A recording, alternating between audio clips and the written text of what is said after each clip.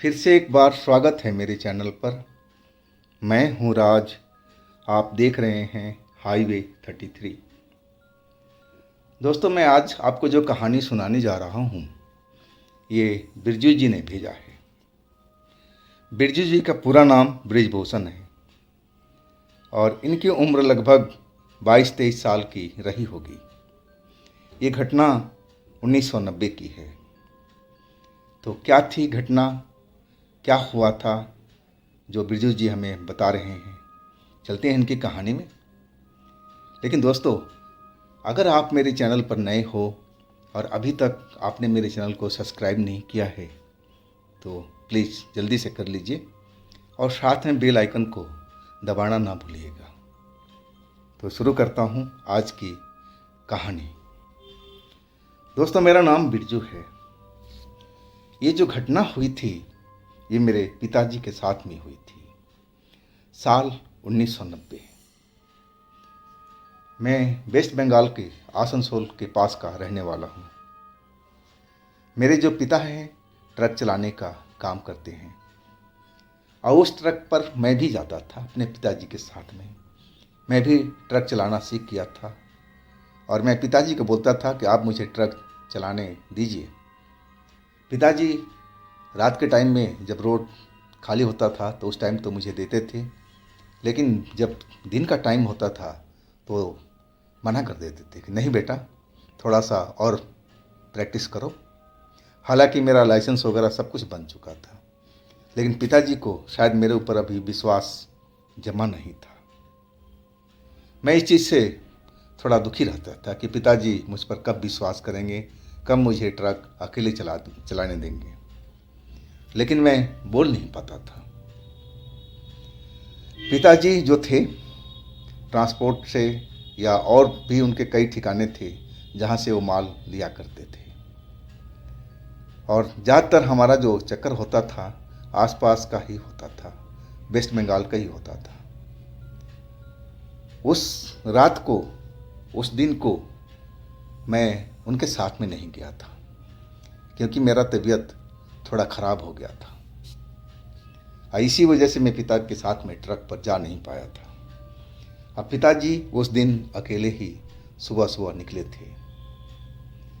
वैसे तो हम लोग रात को करीब 8 बजे 9 बजे के आसपास घर लौट जाया करते थे, लेकिन कभी कभी लेट भी हुआ करता था। रात के कभी 11 भी बज जाते थे, कभी 12 भी बज जाते थे। अब हम कितनी दूरी से आ रहे हैं उसी अकॉर्डिंग टाइम लगता था। खैर, सुबह से तो पिताजी गए थे और इसके बाद में 10 बज गया रात का। 10 बजने के बाद 11 बज गया, पिताजी लौटे नहीं। अब परिवार में तो टेंशन लगी रहती है, गाड़ी घोड़ा का मामला है, रोड पर आदमी चल रहा है, कब कहाँ क्या हो जाए कुछ पता नहीं होता है। खैर, मैं तो सो चुका था। मेरे परिवार के सारे लोग सोए हुए थे, सिर्फ माँ पिताजी का इंतजार कर रही थी। आखिरकार पिताजी की गाड़ी की आवाज़ सुनाई पड़ी और माँ दौड़ी दौड़ी जाकर के दरवाज़ा खोला। सामने एक खाली जगह था जहाँ पर हमारा ट्रक पार्किंग हुआ करता था। अब पिताजी उस जगह पर ट्रक को पार्किंग किए और गाड़ी को लॉक भी नहीं किए और सीधा भागते हुए दरवाजे पर आ गए, जैसे उनके पीछे कोई चोर बदमाश लगे हों। इस तरह वो डरे हुए थे। अब इस तरह उनका उतरता देख, भागता देख, जो मेरी माँ थी टेंशन में आ चुकी थी। वो पूछने लगी, अरे क्या हुआ जी, क्या हुआ, ऐसे कैसे भाग रहे हो आप, इतना क्यों डरे हुए हो? माँ ने 36 सवाल पिताजी से पूछ लिया, लेकिन पिताजी दरवाजे पर नहीं रुके। अब सीधा वहाँ से एक कमरे के अंदर में घुस गए थे जो स्टोर रूम था और वही दरवाज़ा खुला हुआ था। स्टोर रूम में घुस करके और वो दरवाजे को अंदर से लॉक कर लिए। अब माँ बहुत परेशान हो गई। ट्रक का दरवाज़ा भी, गेट भी खुला हुआ और पिताजी की ऐसी हालत देख कर के माँ एकदम घबरा सी गई थी कि अब क्या हुआ, इनको समझ में नहीं आ रहा है। माँ चिल्लाने लगी, जा कर के दरवाज़ा खुलवाने लगी पिताजी से। अरे क्या हुआ आपको, इस तरह क्यों आप छुप कर बैठे हो, क्या बात है, आप बाहर निकलो, कुछ तो बताओ। माँ बहुत चिंतित थी और बार बार पिताजी को आवाज़ दे रही थी ताकि दरवाज़ा वो खोल दें, लेकिन वो अंदर से ही बोलने लगे, मैं बाहर नहीं आऊँगा, वो औरत बाहर ही है, अब मैं दरवाज़ा खोलूँगा तो वो मुझे मार डालेगी, मेरा खून पी जाएगी। दरवाजे मत खोलना, बाहर का भी दरवाज़ा बंद कर लो, नहीं तो वो घर के अंदर आ जाएगी। अब ये सब बात सुन कर के माँ मेरी बहुत डर चुकी थी। वो कहने लगी, अरे बाहर में तो कोई नहीं है, बाहर में कोई मुझे दिखाई नहीं पड़ रहा, किसकी बात कर रहे हो आप बाहर निकलो, बाहर में कोई भी औरत नहीं है, ना कोई इंसान है, आप किससे डरे हुए हो। इतना शोर शराबा जब शुरू हुआ तो सबसे पहले मेरी दादी जग चुकी थी और मेरी माँ से कहने लगी, अरे बहू क्या हो रहा है, कौन छुप गया है, किसकी दरवाज़ा पीट रही हो, क्या बात है। वो अपने कमरे से निकल कर के अब मम्मी के पास पहुँच गई और फिर मम्मी ने जल्दी जल्दी सारी बात उस समय की बताई। अब जो दादी मेरी थी वो चिंता में पड़ गई थी कि ऐसा मेरा बेटा तो नहीं था, वो तो साहसी व्यक्ति था, कभी रात में डरा नहीं करता था, आज इसको क्या हो गया है।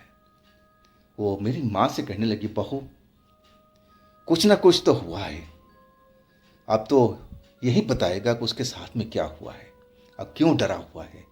और तब तक तो हमारे परिवार के सारे लोग जग चुके थे, सब लोग वहाँ इकट्ठा हो गए थे। दादी अब दरवाजे को पीट रही थी और मेरे पिताजी को आवाज़ दे रही थी, अरे बेटा दरवाज़ा तो खोल, यहाँ कोई नहीं है, तो बाहर निकल, सारे हम लोग देखो सब इकट्ठा है, यहाँ कौन आएगा, और जो आएगा भी तो हम देख लेंगे। दादी ललकारने लगी थी। पिताजी अंदर से डरी आवाज़ में बोलने लगे, नहीं माँ वो बाहर ही है, मैंने उसको ट्रक के पास ही देखा था, वो अंदर आ जाएगी माँ, बाहर का दरवाज़ा ही बंद कर ले, वो मुझे मार डालेगी, मेरा खून पी जाएगी माँ, अब तुम समझा करो मेरी बात को। वो डरे हुए अंदाज में अंदर से ही कहने लगे।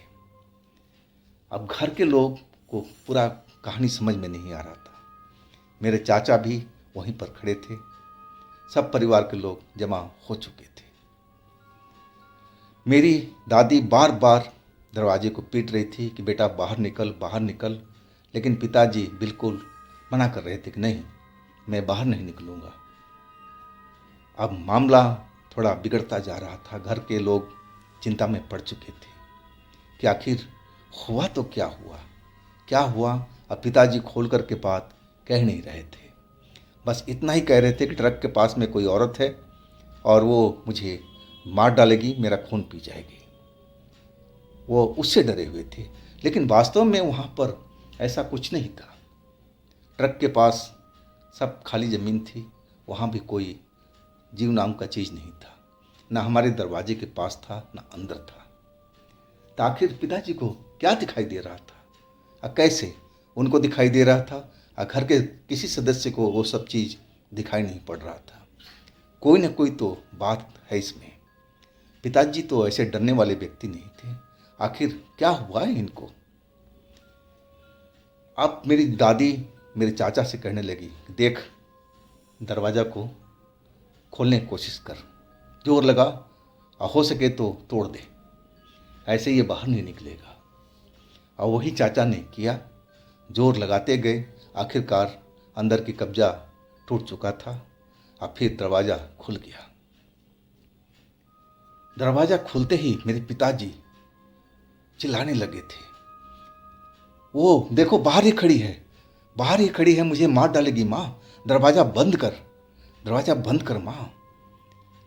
मेरी जो दादी थी बिल्कुल अब टेंशन में थी कि आखिर मेरे बेटे के साथ में क्या हो रहा है, बिल्कुल चिंता में थी। सब लोग दरवाजे के पास खड़ा थे और हमारे पिताजी एक कोने में दुबके हुए थे, वो बाहर नहीं निकल रहे थे। चाचा जाकर के उनको बाहर खींच करके लाने की कोशिश कर रहे थे, लेकिन वो बिल्कुल कह रहे थे कि तू जा यहाँ से, दरवाज़ा बाहर का ही बंद कर, अंदर का ही बंद कर, नहीं तो वो मुझे छोड़ने वाले नहीं है। दादी को पता नहीं क्या हुआ, मंदिर घर में गई और वहाँ से शायद कोई पूजा पाठ उन्होंने किया उसी रात को। अब फिर गंगा जल लोटे में लेकर के पहुँच गई। अब मेरे पिताजी के ऊपर में गंगा जल छिड़कने लगी। जैसे जैसे गंगा जल पिताजी के ऊपर में छिड़का जा रहा था, अब पिताजी जो घबराए हुए थे, डरे हुए थे, आंखें उनकी बड़ी बड़ी हो चुकी थी, वो धीरे धीरे शांत होने लगे। और इसके बाद वो उसी कोने में एकदम बेहोश सा पड़ गए। जब बेहोश हो गए, कुछ नहीं बोल रहे थे, तब चाचा उनको उठा करके आंगन में ले आए। चारपाई पर उनको लिटाया गया। दादी पता नहीं क्या सोच रही थी। मेरी माँ कहने लगी, क्या हुआ जी इनको, ये बेहोश कैसे हो गए, आपने कौन सा मंत्र पढ़ दिया इन पर। मेरी माँ दादी को बोलने लगी थी। दादी कही कि नहीं नहीं, कोई मंत्र नहीं, भगवान का जल है और मुझे शंका है कि इसके ऊपर में किसी चुड़ैल का साया आ चुका है और तभी मैं ऐसा किया हूँ। अब ये अपने आप उठेगा तो बिल्कुल शांत रहेगा, होश में रहेगा। करीब 1 घंटे के बाद में पिताजी होश में आ चुके थे। आप बिल्कुल शांत थे। परिवार के लोग सब देख करके खुश हुए कि चलो होश में आ गए, अब बिल्कुल नॉर्मल लग रहे थे। दादी ने पूछा, अरे बेटा क्या हुआ था तेरे साथ में, तू ऐसा कर रहा था, आखिर बात क्या थी, सारी बात बता, तू एक एक बात बता, कोई बात छुपाना नहीं। मेरे पिताजी अब भी डरे हुए दिखाई दे रहे थे, लेकिन होश में थे और पहले जैसी हरकत नहीं कर रहे थे। वो कहने लगे, माँ मैं जब ट्रक खाली करके आ रहा था ना, घर से करीब 2 किलोमीटर पीछे ही एक खाली स्थान आता है और रोड पर एक औरत जा रही थी और वो हाथ देने लगी कि रोको रोको रोको। मैं समझा कोई दुखियारी औरत है, यात्री है, शायद इस गांव में हमारे शहर में आ रही होगी। और तब मैंने ट्रक को रोक लिया। जैसे ही ट्रक रोका, वो औरत हमारे पास में आ गई और बोलने लगी कि आप हमारी मदद कीजिए, हमारा पति बेहोश पड़े हैं उस पेड़ के पास में, पता नहीं उनको साथ में क्या हुआ है, अगर आप मदद नहीं करेंगे तो हमारे पति बच नहीं पाएंगे, चलिए आप ज़रा हमारी मदद कर लिए। हाथ जोड़ने लगी। पिताजी कहने लगे, मैं दया भाव में आ चुका था। अब मैं फिर कुछ सोचा समझा नहीं कि आधी रात के वक्त में ये औरत कौन है और इसके पति कहाँ पर है। बस मन में एक दया भाव आ गई थी। मैंने सोच लिया था कि इसको पति को बचाना ही बचाना है। अब मैं ट्रक से नीचे उतर गया था। उतर करके पूछने लगा, कहाँ है पति आपके, चलिए मैं चलता हूँ। और वो औरत आगे आगे चलने लगी। वो एक मेन रोड से नीचे उतर चुकी थी और एक पतला पगडंडी था, उस पर जाने लगी। तब पिताजी कहने लगे, अरे आपने तो पेड़ के पास में बताया था, आप अंदर कहाँ लेके जा रही है अंधेरे में। वो कहने लगी, पेड़ तो वहीं पर है ना, वो देख रहे हैं ना, वो मोटा वाला पेड़ वहीं पर है वो। अब पिताजी बोले, जब इतना दूर आ ही गया हूँ तो थोड़ी दूर और चलने में क्या बुराई है। और फिर उस औरत के साथ में उस पेड़ के पास पहुँचे। वहाँ पर जाकर के देखे, वास्तव में एक इंसान लेटा हुआ था फर्श पर, ज़मीन पर, और वो करा रहा था।